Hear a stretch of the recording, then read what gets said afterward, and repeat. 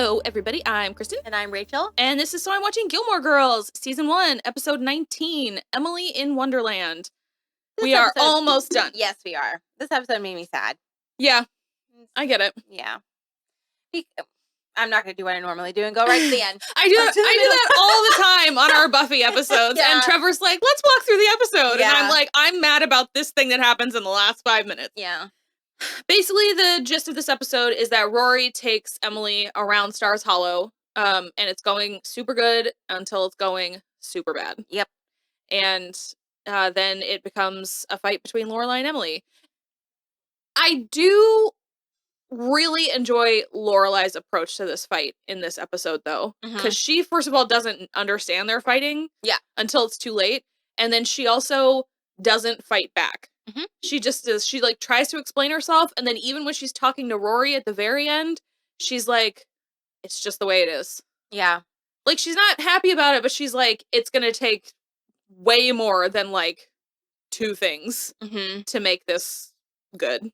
Yeah, I don't know. It makes me sad because I know that the both of them, if they just did it, if they both committed to understanding each other, it would just solve so much. It's also just, it's one of those things where, and this happens in so many shows and movies, where I'm like, if you just sat down and you literally each exchanged 3 sentences, I think it would be, and you just like kept those 3 sentences in your head long enough to like commit them, you'd be fine. Well, I think the crux of it is Lorelai saying, being here with you made me unhappy. Yeah.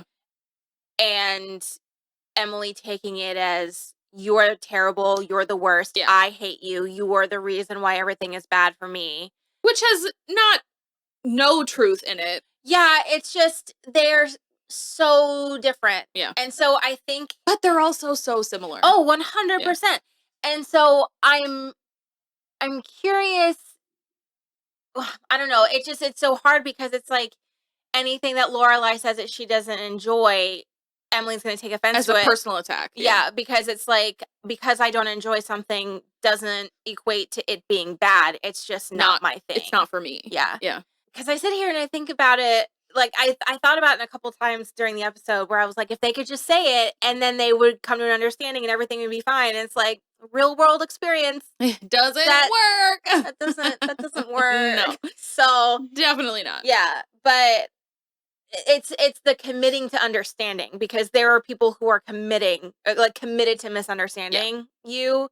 And so at that point you just have to kind of like, whatever. Yeah. Which like, I just appreciate the relationship so much, because also like the episode starts with them having dinner and Rory noticing new chairs, but Emily's like, I only got 8 instead of 10 because they like 10 instead of 12 because they didn't have them, whatever. And it's because she made the mistake of telling one of her other society friends all of her best antique spots, and so she gets in there and swoops stuff up. And so Rory was like, well, have you thought about Kim's Antiques? And that's obviously Lane's mom's shop. And so she has Emily come into town on Saturday to go look at Kim's Antiques, and they end up having like a good time. She kind of freaks out a little bit about the house, where she's like, you don't have any food. There's not actually any iced tea. Your plates have the Charlie's Angels on them and stuff. So it's like, but it's not bad. It's just different. Yeah. And she ends up wearing tennis shoes and stuff. And like, it's very cute. It's all very cute. And I always love stuff like that, where it's like, Emily steps in mud, and so she gets mud on her shoes, and she's like, I'm gonna have to throw them out. And Rory is like, I've got some poor folks stuff inside. Let me see if that'll work. And it does. Amazing. And it's just like stuff Emily would never have thought of. So they go to Kim's Antiques, and Emily and Mrs. Kim get on like a house on fire. Oh, yeah. She's so into it. They argue about some desk or table, or she doesn't even get the chairs. $3,200 for a pair of tables, which I mean, they're antique. Yeah, which I was literally just about to say. Yeah. So like good antiques, like that bar cart out there cost me $100. So, and I forget who I was talking to, but a friend of mine was like, oh, you should see, normally if like you suggest something lower, and I'm like, I don't want to haggle because I don't want anyone to like think anything. And she was like, no, just like suggest it. You don't have to like be mean about it. And so I was like, okay. And so the lady was like, $100. I was like, what if I gave you 75? She was like, oh no, at this store, the prices are like hard what they are. And I was like, okay, I'm really sorry. I didn't mean to offend you. I'm so sorry. I'll pay you $100. Would you like 150? Yeah. She was like, it's okay. And I was like, I just have never done that before and I didn't like it. And I didn't want you to feel like I was taking anything away from you. And she was like, you're fine. I'm cool with bartering. I'm not cool with haggling. Oh, well, because the bartering, I'm like, let me give you something that I have. Yeah. All day long, the services, I would barter services until the day I die. I can't haggle. No. If you tell me that this costs $150, I believe it costs $150. Yep. And I'm going to give you $150. Yep. I'm very like Mrs. Landingham on The West Wing or Penny in Happy Endings. I'm like, if that's how much the sticker says the car costs, that's what I'm prepared to pay you that much for this car. 100%. I knew coming in how much this car costs. I'm not trying to knock money off of it. Yeah. I can't do it. Yeah. And then like, especially the service-based stuff, because I have to pick a number for what I know I'm offering. I'm always feeling like I'm asking for too much. Yeah. But then everyone yells at me that I'm not asking for enough. But it's like, well, I don't want anyone to think that I'm like taking away from them or whatever. But it's like, I'm also not eating for 8 hours and standing straight and breaking my back and driving for however long and shelling out a fuck ton of money for products. So yeah, I'm not good at haggling. I'm not good at like salary negotiation. And I'm not good at telling someone what I think I'm worth. I'm like, nah, if it's so for like a corporate job, especially, well, with Mac, I felt comfortable towards the end just because I had been like busting my ass for so long. But especially at jobs where there are men, I'm like, oh no, because they are automatically giving this man more money, so pay me like a fucking man. Yeah, it's true. So okay, so they go to Kim's, and then apparently it's off camera, but apparently Emily chooses to go to Teriyaki Joe's for lunch. Hilarious. I love that. And she apparently liked it. And then they go to the inn, and she schmoozes with Michelle as well. They speak French to each other, and as we discussed, she talks about how lovely Paris is in the springtime, even though previously we heard that they only go to Europe in the fall. Yep. Which, disagree. Like, if you're going to, like, Neuschwanstein Castle, then sure, go in the fall. Yeah. When it's beautiful. The foliage is beautiful. If you're going to Paris, go in the springtime when everything is blooming. Go in the spring. Yep. Obviously. I would like to see Paris in the fall, but that's just like my moody Nat King Cole, like romantic thing. But no, springtime. Most of Europe in the springtime. Yeah. Even, I mean, well, I was like London in the springtime. London in the early springtime when it's still rainy. Yeah. I would go to Italy in the fall because it's still like warm out, but like it's going to get a little bit more chilly in the evening. Well, especially like Rome. Yeah. Like the southern cities. But yeah, I don't know. So, okay. So let's plan it then. Let's plan our perfect European year. Okay. I actually think Christmas in London. Ooh. Well, what about the German Christmas markets? Okay, so either Germany or Switzerland for Christmas. Or both. Yeah. We do Germany and Switzerland in the winter. Yeah. London in the early spring. Okay. Paris in the late spring. Okay. So all the flowers are blooming. Where in the summer? I feel like we either have to go hotter or warmer. So, or hotter or cooler. I say cooler. So then Scandinavia in the summer. Yeah. And then Italy and the Mediterranean in the fall. Yes. And then back to Germany and Switzerland. And like Amsterdam. Yeah. I feel like that'd be good in the springtime. It could be. The tulips and stuff. Oh, yeah, the tulips. Poor Jenny Rojas. Yeah. Could have just turned around and looked in that vase. I know. We can ride on the whatever they're canals. Yeah. Fall into somebody's boat, some hot man's boat. He was hot. Okay, so on the other side, in Lorelai's time, she is at the inn and she's wearing an amazing blouse. So good. I would wear that now. Black and white blouse with almost like graffiti lettering on it was so fun. She was talking to a bunch of Japanese tourists at the beginning. And that was very chaotic. It was so chaotic because she was speaking English and then the translator was speaking, but they were speaking over each other. Platinum blonde translator to a bunch of Japanese people. Wild. It was interesting. I read a book by one of our mutuals on Twitter, which apparently they changed their terms of service and it's like maniacal. So I think I'm going to actually like deactivate. Throw it away, man. Yeah. But I read a book that she wrote called Red Tea, and it was about an American girl that goes to teach English in Japan, and she like gets really into it, and then she gets involved in a murder mystery. Ooh. It was really good. Okay. Her name is Meg Mazeski. Okay. Yeah, just if anybody wants to read a cool murder mystery. There we go. It was cool. So she's doing that, and then she goes into the kitchen, and because she sees Rune sitting on the sofa in the lobby, and Suki is angrily mashing potatoes, and she's like, why is Rune here? And she's like trying to kind of go around the fact that she's asking for a favor to get him a job or whatever, but then Jackson comes in to thank her for doing Rune a favor, because he hasn't left. Also, Rune hasn't left since just looking at his face. The day. I just also like, so that episode either just came out or it's about to come out on Tuesday, but I will posted it like privately, so I was able to watch it. I called him a 1950s hobo. And he kind of is. He's got the like newsboy cap and everything. I don't know. I find the way he dresses. It's like in between 1950s hobo and Joe Pesci in Home Alone.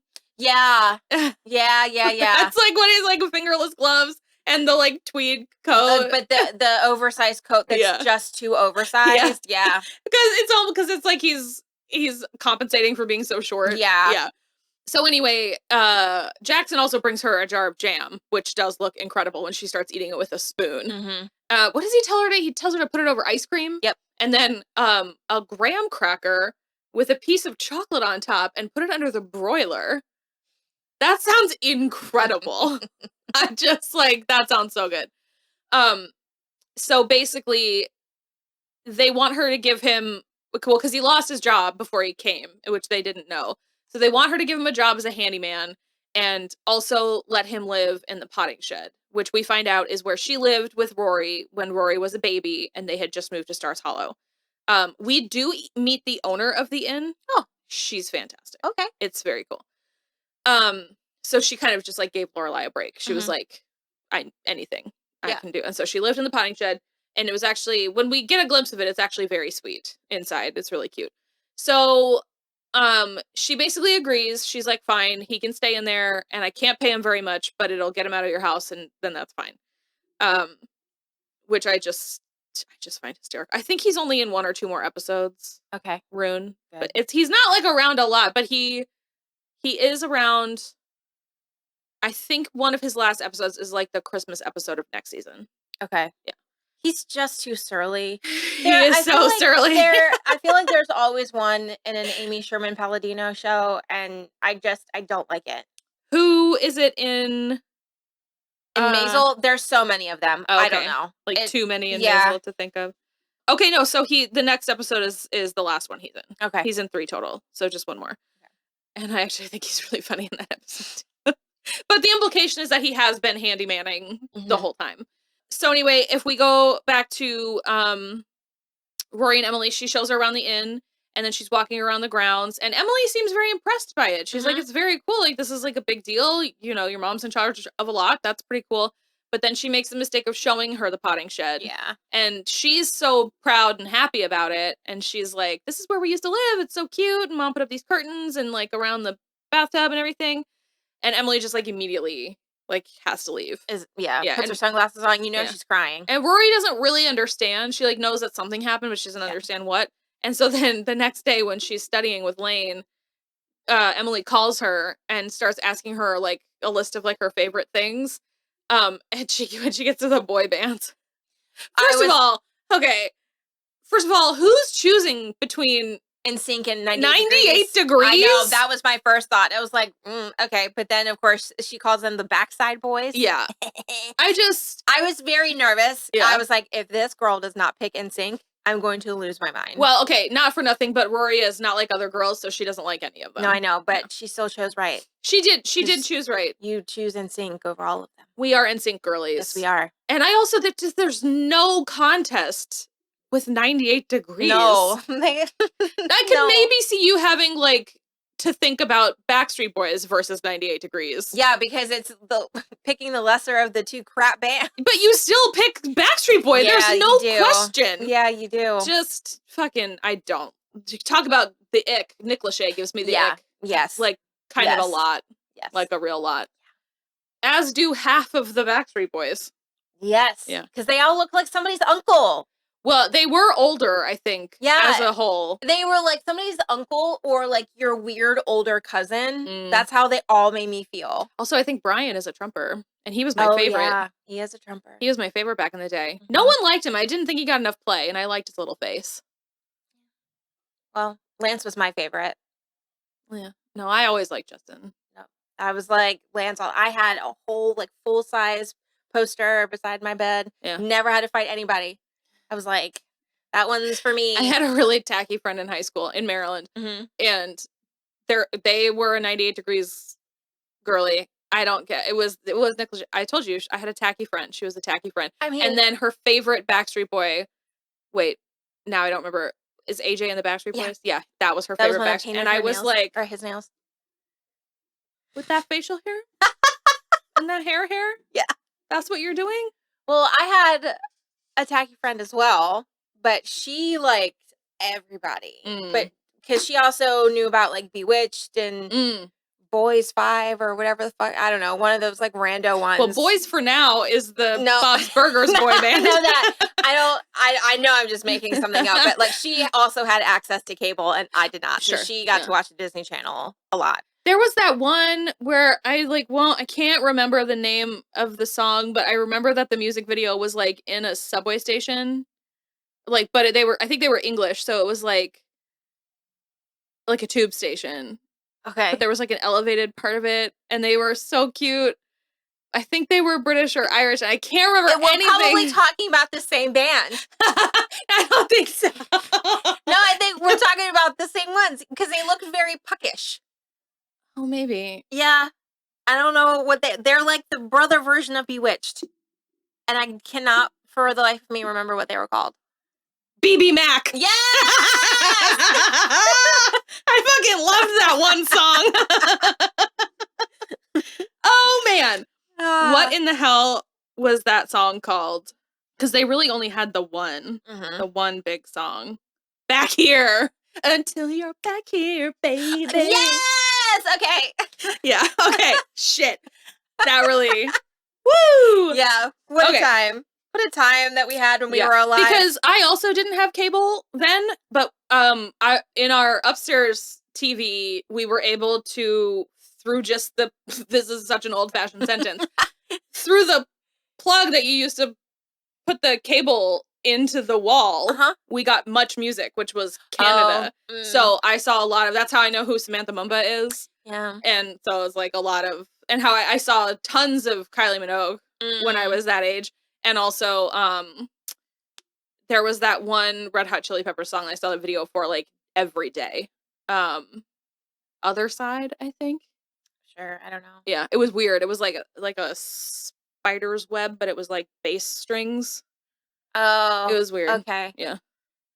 I slept through their entire set when I went to Firefly. I was so hammered. And they had like a coffee shop thing in the middle of this like wood situation.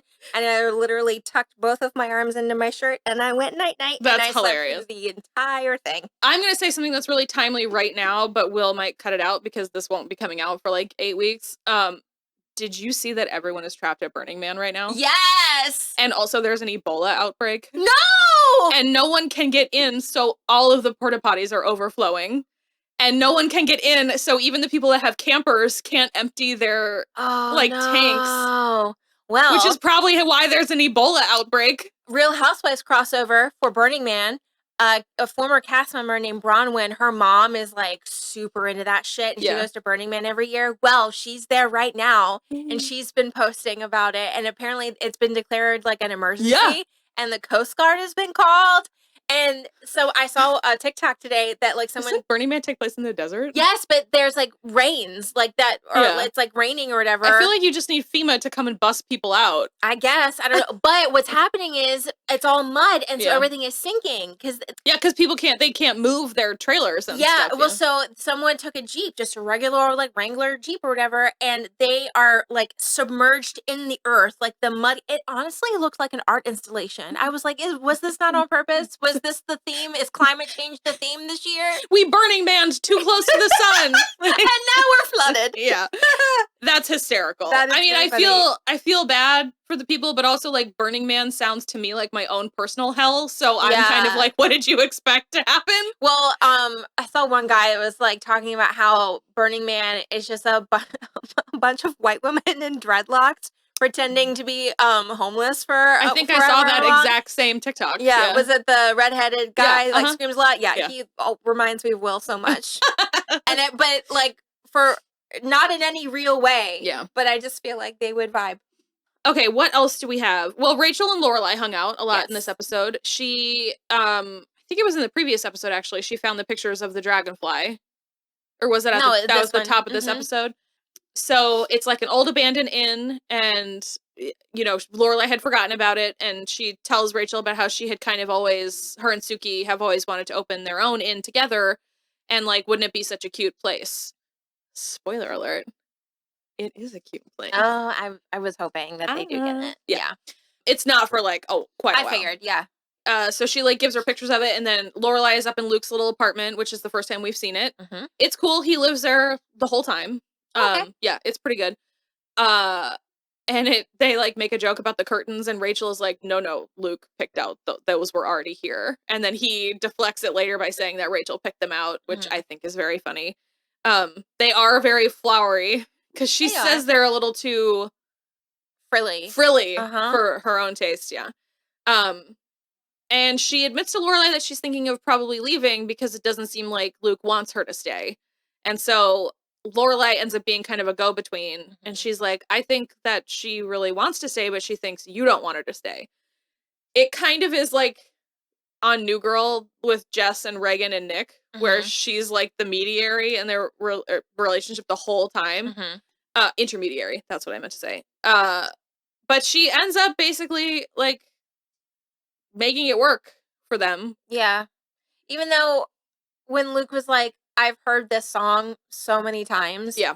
And she was like, but maybe this time. And I was like, let him. He knows her. You don't know her. Well, there is something to be said for he's like, she's trying to put out the like, I'm staying energy, and he is rebuffing that because he's been hurt before. And so she's like, well, if he's not gonna accept it, then I'm gonna pull away. And so it's like they're working at cross purposes, and they literally just need someone to sit them down and be like, she's serious if you are, man. Are you serious? And it's no, but I just know that she's gonna get a call. She's gonna get a call from somebody, and then she's gonna go back to the Mideast. It's actually not that. Oh, really? But it's not that. Okay. It's like it's a couple things. Okay. But yeah, so work she at Vogue or something. No, she would never. She got way too comfortable way too fast in Luke's flannel shirts. Yeah, she did. She's not working at Vogue. Well, I'm sure they have like a travel correspondent or something. Amy Leibovitz isn't like particularly glamorous. Yeah, but she's like she photographs other people's. Oh, is that what you mean? Like she's photographing like other people's fashion? I mean, she does everything. Yeah. I mean, she's not like landscaper like War, but I mean, she probably could. That's true. So anyway, she gets her a drawer, and she's gonna try for half the closet. But yeah, it's like worked out for them for the moment, and we like that. And then so basically at Friday night dinner, Emily shows the bedroom that she made for Rory, which is fine. It's a lot. There's a lot happening. Also, there still is a 98 Degrees poster on the wall. Yeah. Prominently displayed right above the bed. I feel like, well, because when she probably decided to do more than one, because she was like, I don't know if I could pick. And so she just was like, just in case. All of it. Because there's also specifically a Justin Timberlake poster behind the door as well. It's just too much. Yeah. And it's like, I get the gesture, but you also just don't understand who Rory is either. Yeah, I mean, well, but the thing is like Rory's not offended or anything by it. She's just like, cool, thank you. Like, that's such a nice thing that you did. Like, it's not even anything weird. Because it's also, but that's the main thing, is that it's not about Rory. Yeah. Emily did it to spite Lorelai, which she gets into, and she's like, you hated us so much that you wanted to live in a shack instead of with your family, which is what we talked about before, where Lorelai really just, she takes it and she's like, you just don't understand. She was like, I was dying here. Like, I literally couldn't stay here. I had to leave and do it by myself. And Emily just doesn't understand. No. And I think also, but I don't think Emily's totally unjustified in her hurt and her anger. Because she's like, you took Rory away. Yeah. Like, we didn't spend time with her as a child. Well, and I'm sure because she's looking at it through the lens of the worst thing that we did was raise you in the way that we thought that we should raise you. Yeah. That, like, as society people, we raised you in the way that we were raised, and we know that we should raise people. Yeah. So, you know, but it's like I didn't do anything particularly. I don't feel that I did anything particularly damaging to make you want to go live in a shed. But I think also it's like a fundamental misunderstanding of, like, Lorelai's entire personality and how much she then didn't want for her daughter to get stuck in the same loop. You know, where she's like, because you know that if she had stayed, Emily would have raised Rory. Yeah. And it's like, that's not what she wanted. Yeah. And I actually find it, like, obviously there needs to be softening from both of them, but, like, I find it really admirable that Lorelai went out, she got a hard job, she became a maid, she raised her daughter by herself, she got herself a place to stay, she's fed herself for the last 16 years. I don't know. She also, she finished high school. Yeah. Like, probably a GED or something. And she is putting herself through business school. Yeah. All of those things are admirable. And there is visual growth because, my God, that house that she and Rory are in. It's cute. Yeah. Because, like, there are other scenarios where people say that they're doing it on their own. Yeah. But yet they're just stuck in the same loop because they are a victim and life is hard and whatever. No, she did exactly what people like Emily and Richard should appreciate. She bootstrapped her way all the way to where she is now. Well, big Lorelai basically said that. She was like, I like people who do hard work. Yeah, but then she also said women shouldn't drive. Yeah. So she giveth and she taketh away. But so it's I wish kind of that, like, when Lorelai would explain why she felt she had to leave, I wish she would say it in a more of, like, what her actual desires were and what she wanted for herself versus things were so horrible here. Yeah. Because as soon as you say that, that's like when they teach you when you're having confrontation to not use you statements, only use I statements. Because as soon as you thought that the other person immediately gets defensive and then no one's not going to hear anyone. Of course. So it's like, instead of saying, like, I was dying here and I needed to be anywhere but here, instead she could be like, I wanted to go out in the world and I wanted to do it on my own. Yeah. I feel like if she said it like that, Emily might still be like, well, why couldn't she do it with us? Yeah. But it would be, I feel like Emily would have to try harder to have some sort of nasty rebuttal. Well, because I also think, for me, the whole thing is, like, yes, Lorelai wanted to go do it on her own, but it comes back around to the Chilton money where she's like, I didn't want the strings that came with your help. Yeah. Because it's like, even if, sure, like, let's do it together, you're still going to insist that she gets into some schmancy private school for elementary school and kindergarten and all this stuff. And it's like, I think part of the reason that Rory works as a character for as long as she does is because she is able to live in both worlds. Like, she ends up fitting in with the Chilton kids and where she goes to college, the college kids, but it's like she can also still go back to Stars Hollow. And I think if she had been raised by Richard and Emily, or, like, still in that house, it wouldn't have worked. Like, it wouldn't, she either would have been still too much like Lorelai that she would be fighting against it as well, or she would be too much like Richard and Emily and she would be terrible. Yeah. Like, just a terrible trust fund brat. Yeah. Like the rest of the girls at school. Yeah. So. Well, and I think another layer with Lorelai's reaction to Rory's room, she seemed sad. In that, I mean, I could be wrong, but the kind of the way that I took it was like, you tried with Rory. Like, you called her and you asked her what she liked and you did it. Whereas, like, if you go into Lorelai's room, there's fucking dolls everywhere and the fucking dollhouse. She does have a couple, like music posters, like, but new wave posters, but she put them up. Yeah. And you know that Emily hated it. Yes. Yeah. Where, Emily, like, tried and was invested and wants to learn about Rory. And it's like, well, why can't you do that for me? 100%. So. Yeah. Well, again, it was just to spite Lorelai. Yeah. She was like, I'm going to do this for Rory because you couldn't. You can't do this for her. Yep. And you didn't want me to do it for you. Yep. So, yeah. So many hurt people. Oh, yeah. Sad. Yeah. But yeah, that is this episode. There's also a hilarious moment in the movie theater where Kirk is shushing Rory and Lorelai because they're talking before the movie even starts, and he likes to cleanse his mental palate before a movie, and then his cell phone starts going off, and Lorelai is just shh. Well, so and funny. His ringtone made me time travel. It was kind of like That's So Raven moment where I was like, did it make you time travel more or less than when I started singing Back Here by BB Mac? More. So I was already in that place when you started singing BB Mac and talking about plugging the cable into the wall. Mm-hmm. What a time. It's crazy. She also, because there was a moment in the inn where she sees Emily wearing the tennis shoes and she goes, "Oh, if only you had a camera." And I was like, "Get your phone, girl." And I was like, phones didn't have cameras in 2001. Yeah. So yeah. All right. That's it for this episode. We are, I think, going to power through and watch the last 2 today, so we'll be all done. And then we're going to start Dawson's Creek. Woo! So yeah, let us know what you thought. Like and subscribe, and we will see you next week. Bye.